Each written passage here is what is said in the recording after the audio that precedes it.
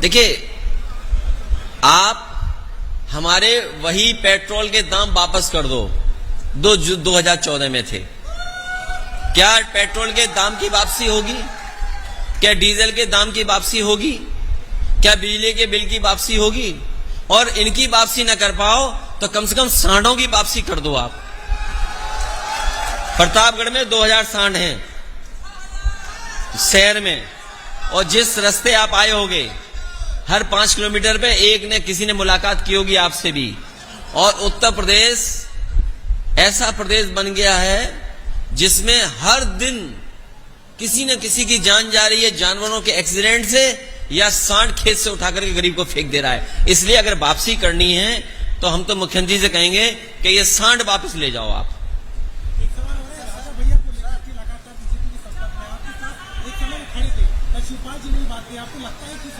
नहीं, मुझे जानकारी नहीं है कि कौन किसके संपर्क में। अगर आप उसका खुलासा करो तो मैं और विस्तार से बोल दूं।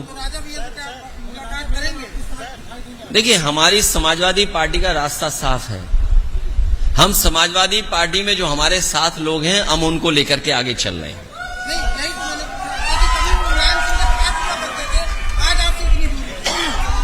अगर तुम्हें पता हो तो तुम बता दो।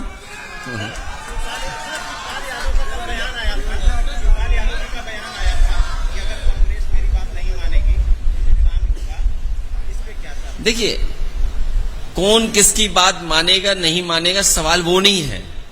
समाजवादी पार्टी और इंडिया गठबंधन भारतीय जनता पार्टी को हराने का काम करेंगे।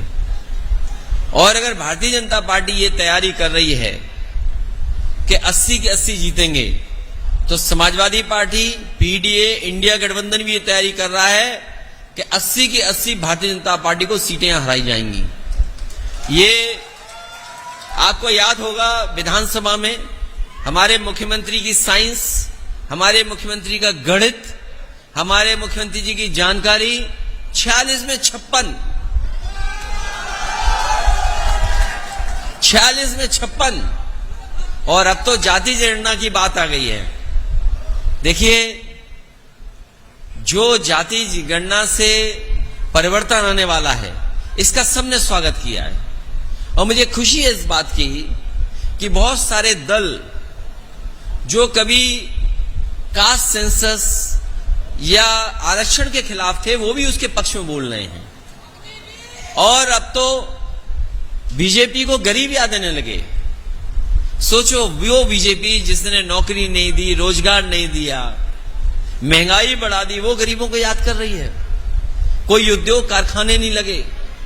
और मैं अपने नौजवानों से कहना चाहता हूं, ये जो अग्निवीर में आधी अधूरी नौकरी नहीं चलेगी। आप लोकसभा में जिताइए और पहले जैसी फौज की भर्ती पाइए। आप फौज में जाना गर्व होता है, वर्दी पहनना एक सपना होता है।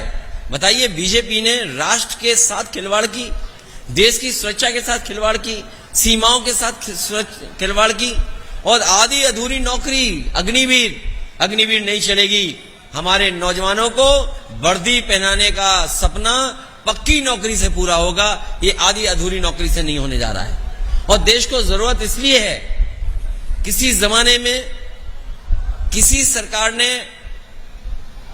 या उनकी सरकार में घटना हुई या ऐसी परिस्थितियां बनी कि बहुत सारा हिस्सा चीन ले गया। अभी जो सरकार है उसने सोचो कहां चीन को बैठा दिया। कभी हम लोगों ने उस लेख को किसी फिल्म में देखा था, कभी 3 इडियट्स उस फिल्म में लेख को देखा था, और लेख को देखने के बाद न जाने कितने लोग अब जाते हैं। और मैं आज कह रहा हूं प्रतापगढ़ में बड़ी जिम्मेदारी के साथ, ये भारतीय जनता पार्टी के लोग सरकार में रहे तो वो दिन भी दूर नहीं जब आपको चीन का वीजा लेकर के ही लेख देखनी पड़ेगी। अगर आपको वीजा नहीं होगा तो आप लेख नहीं देख पाएंगे। तो बताओ, कहां फौज आकर के बैठ गई चीन की? क्या ये घर वापसी वाले ये याद दिलाएंगे कि चीन की फौज वापस जाएगी? हमारे आज तक के पत्रकार साथी जो घर वापसी की बात कर रहे थे, क्या चीन की फौज घर वापसी करेगी क्या?